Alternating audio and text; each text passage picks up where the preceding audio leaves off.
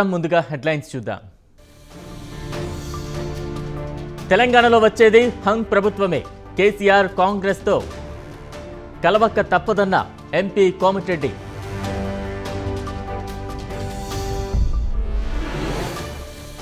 మార్చి 18 నుంచి జగనన్నే మా భవిష్యత్తు క్యాంపైన్. వాళ్ళు గృహ సారథులు కాదు, ఎన్నికల సారథులంటున్న ప్రతిపక్షం.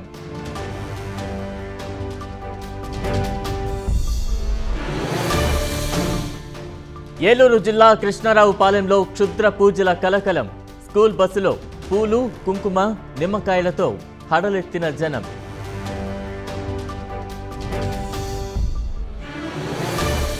సైఫాబాద్ పోలీస్ స్టేషన్ పరిధిలోని ఏసీ గార్డ్ బెస్తవాడలో జీహెచ్ఎంసీ చర్యలు. కోర్టు ఆదేశాల మేరకు బస్తీవాసులను ఖాళీ చేస్తున్న అధికారులు.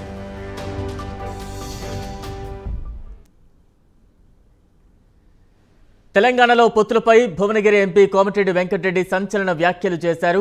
అసెంబ్లీ ఎన్నికల్లో ఏ పార్టీకి మెజారిటీ రాదని, వచ్చే హంగ ఏర్పడడం ఖాయమని కోమటిరెడ్డి ఢిల్లీలో అన్నారు. కాంగ్రెస్ పార్టీతో కేసీఆర్ చేతులు కలపక తప్పదని కోమటిరెడ్డి జోస్యం చెప్పారు. బీఆర్ఎస్, కాంగ్రెస్ సెక్యులర్ పార్టీలను ఈ రెండింటికి విడివిడిగా 60 సీట్లు రావని కోమటిరెడ్డి వివరించారు. కాంగ్రెస్ పార్టీ తెలంగాణలో గాడిలో పడుతోందని, కొత్తైనా పాతైనా గెలుపు గుర్రాలకే టిక్కెట్లు ఇవ్వాలని కోమటిరెడ్డి సూచించారు. ఒంటరిగానే పోరాడినా ఎన్నికల తరువాత పొత్తులు తప్పవని కోమటిరెడ్డి స్పష్టం చేశారు. మార్చి 1 నుంచి పాదయాత్ర, బైక్ యాత్ర చేయబోతున్నారని కోమటిరెడ్డి చెబుతున్నారు.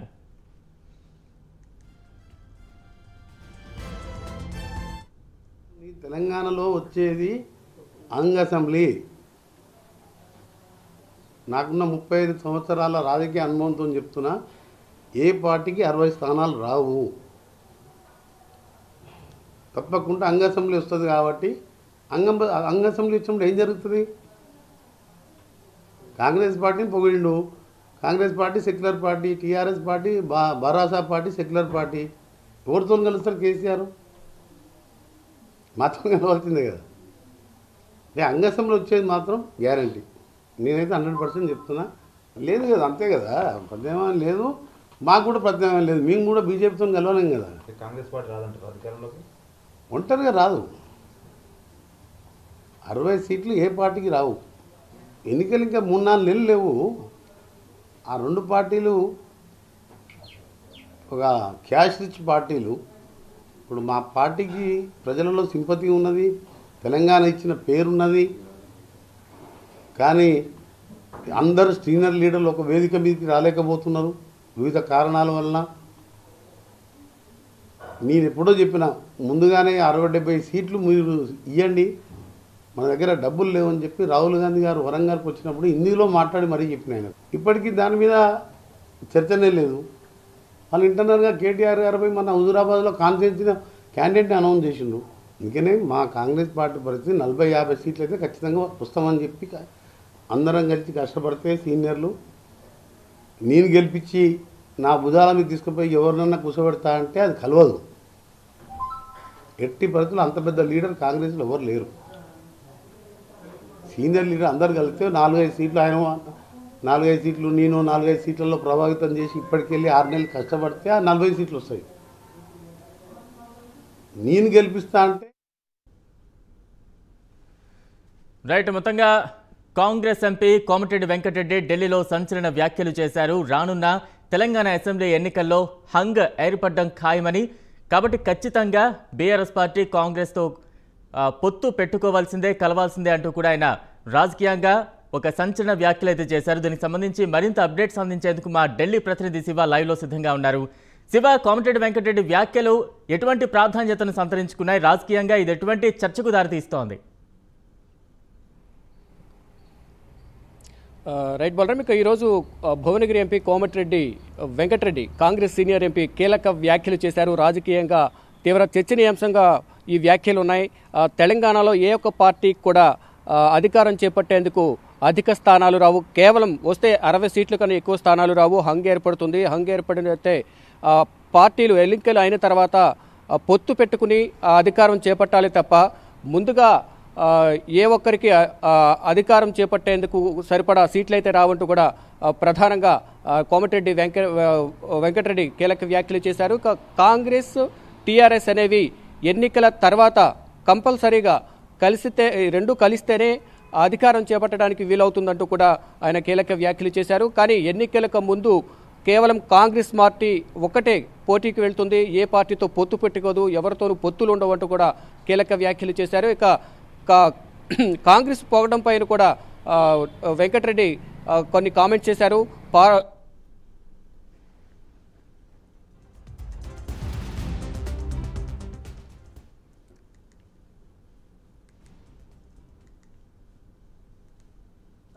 ఇక్కడ మాట్లాడిన సందర్భాలు లేవంటూ కూడా కోమటిరెడ్డి వెంకటరెడ్డి వ్యాఖ్యానించారు. అసెంబ్లీలో కాంగ్రెస్ పోవడం వెనుక ఒక వ్యూహంతోనే కేసీఆర్ వ్యూహంతో ముందుకు వెళ్తున్నారంటూ కూడా ప్రధానంగా ఈ ఆరోపణ చేస్తున్నారు కోమటిరెడ్డి వెంకటరెడ్డి. అంటే ఫ్యూచర్ లో తెలంగాణలో జరిగే ఎన్నికల్లో ఏ ఒక్క పార్టీ కూడా అధిక సీట్లు రావు, మెజార్టీ స్థానాలు రావు కాబట్టి అధికారం చేపట్టేందుకు ఏ ఒక్కరికి అవకాశం లేదు కాబట్టి ప్రధానంగా ఈ ఆరోపణలు చేస్తున్నారు. కోమటిరెడ్డి వెంకటరెడ్డి ఈ వ్యాఖ్యలు చేస్తారైతే ప్రధానంగా చూసుకుంటే కనుక రాబోయే ఎన్నికల్లో తెలంగాణలో ఇటు బీజేపీ గానీ, టీఆర్ఎస్ గానీ, కాంగ్రెస్ గానీ ఏ ఒక్క పార్టీ కూడా అధికారంలోకి వచ్చేందుకు సరిపడా స్థానాలు రావు.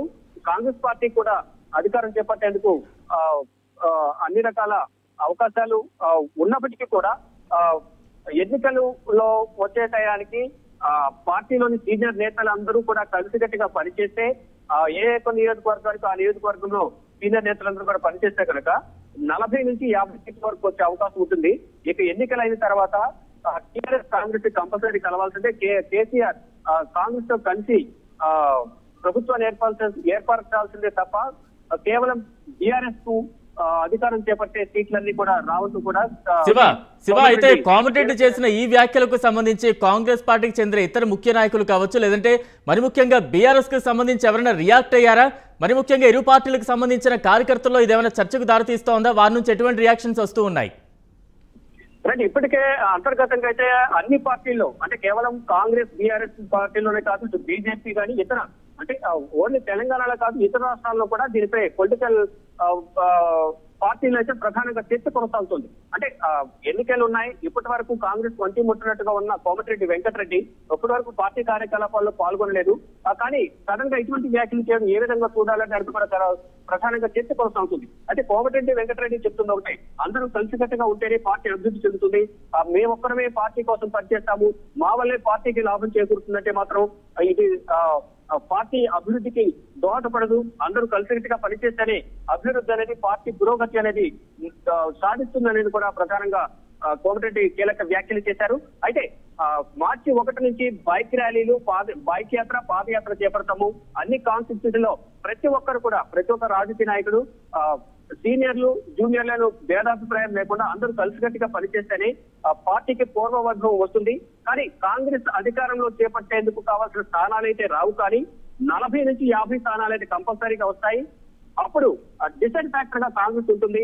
ఇటు కాంగ్రెస్ తో టీఆర్ఎస్ కంపల్సరీగా పొత్తు అంటే ఆఫ్టర్ ఎలక్షన్స్ మాత్రం కలిసి వెళ్తేనే అధికారం చేపట్టేందుకు ప్రభుత్వాన్ని ఏర్పాటు చేసేందుకు బీఆర్ఎస్ కు అవకాశం ఉంటుంది. అప్పుడు ఇద్దరు కలిసి బీఆర్ఎస్ ప్రభుత్వాన్ని తెలంగాణలో ప్రభుత్వాన్ని ఏర్పాటు చేయొచ్చు కూడా కోమటిరెడ్డి వెంకటరెడ్డి కీలక వ్యాఖ్యలు చేశారు. అయితే ఈ వ్యాఖ్యలపై ఇప్పటికే చర్చలు కొనసాగుతున్నాయి. ఇండైరెక్ట్ గా కాంగ్రెస్ ను పొగుతున్నప్పటికీ కాంగ్రెస్ తెలంగాణ ఇచ్చిన సోనియా గాంధీ ప్రస్తావన మాత్రం అసెంబ్లీలో కానీ ఇతరేతర సభల్లో కూడా ప్రస్తావన తీసుకురావడం లేదు. కేవలం ఇప్పుడు రాజకీయ త్వరలో ఎన్నికలు రాబోతున్నాయి కాబట్టి దాన్ని ఉద్దేశించి కాంగ్రెస్ ని పొగుతున్నారు, బీజేపీని తింటున్నారు. కానీ ఇప్పుడు బీజేపీకి ప్రత్యామ్నాయం అనేది దేశ రాజకీయాల్లో కానీ తెలంగాణలో కానీ ప్రతి ఒక్క చోట కాంగ్రెస్ మాత్రమే, కాంగ్రెస్ కు బీజేపీకి మాత్రమే ఇక్కడ పోటీ ఉంటుంది. ఏ ఒక్క పార్టీ కూడా దీనిలో కాంగ్రెస్ కు ఎదుర్కొనే రైట్. Thank you Shiva. ఇంకా దీనికి ఇదే అంశానికి సంబంధించి మరింత అప్డేట్స్ తెలుసుకునే ప్రయత్నం చేద్దాం. మా ప్రతినిధి నాగేంద్ర కూడా సిద్ధంగా ఉన్నారు. నాగేంద్ర, ఖచ్చితంగా బీఆర్ఎస్ పార్టీకి వేరే ఆప్షన్ లేదు, కాంగ్రెస్ తో కలవాల్సిందే, లేదంటే హంగ్ ఏర్పడే ప్రమాదం ఉంది. ఖచ్చితంగా బీఆర్ఎస్ కాంగ్రెస్ తో చేతులు కలపాల్సిన సమయం రాబోతోంది అంటూ కూడా కోమటిరెడ్డి ఢిల్లీలో ఒక రాజకీయంగా సంచలన వ్యాఖ్యలు చేశారు. దీనికి సంబంధించి ఎటువంటి చర్చ కాంగ్రెస్ పార్టీలో నడుస్తూ ఉంది? ఎవరైనా ముఖ్య నాయకులు స్పందించారా దీనికి సంబంధించి? Thank you Balaram.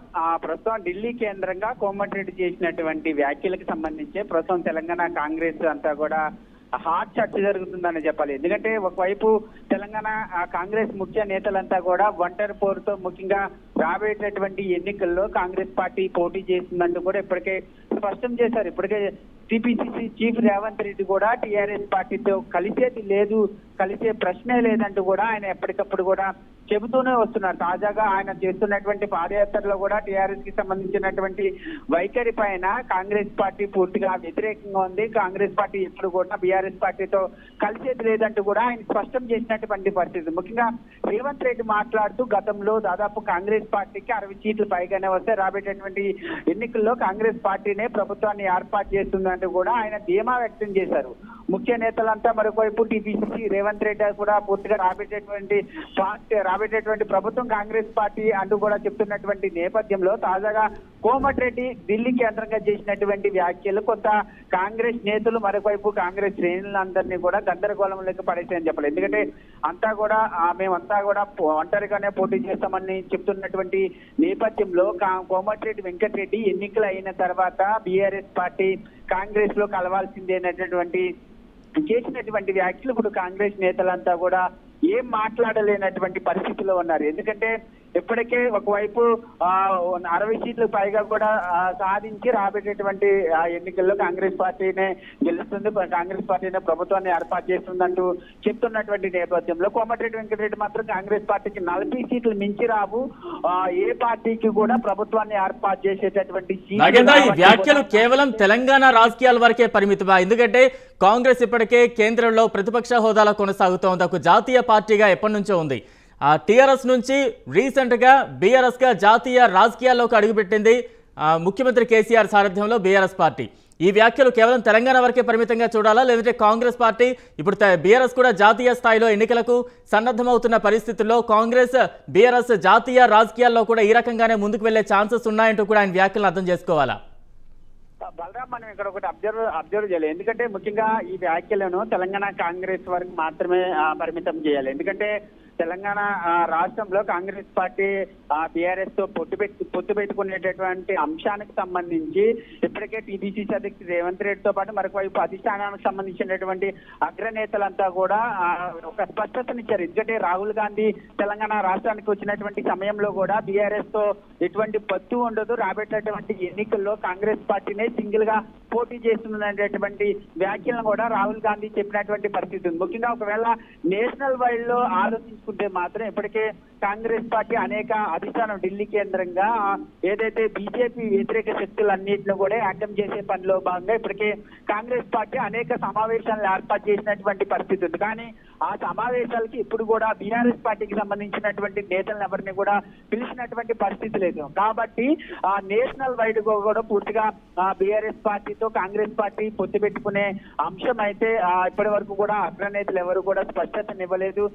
దీన్ని బట్టి మనం ఒకటి అర్థం చేసుకోలేదు. ఎందుకంటే కోమటిరెడ్డి వెంకటరెడ్డి చేసినటువంటి వ్యాఖ్యలు తెలంగాణ రాష్ట్రం వరకే పరిమితం కాబోతున్నాయని చెప్పాలి. ఎందుకంటే ఆయన ఇప్పటికే ఒక స్పష్టతనిచ్చారు. ముఖ్యంగా తెలంగాణ రాష్ట్రంలో ఏ పార్టీకి కూడా ప్రభుత్వాన్ని ఏర్పాటు చేసేటటువంటి సీట్లు రావు కాబట్టి కాంగ్రెస్ పార్టీలో ఉన్నటువంటి సీనియర్ నేతలంతా కూడా కలిసి ఐక్యంగా పోరాటం చేస్తేనే కాంగ్రెస్ పార్టీకి 40 సీట్ల వరకు వస్తాయి. కాబట్టి తెలంగాణ రాష్ట్రంలో హంగు వస్తుందంటే ఆయన చెప్పినటువంటి నేపథ్యంలో కాంగ్రెస్ లో ఉన్నటువంటి ముఖ్య నేతలు మాత్రం ఇప్పటి వరకు కూడా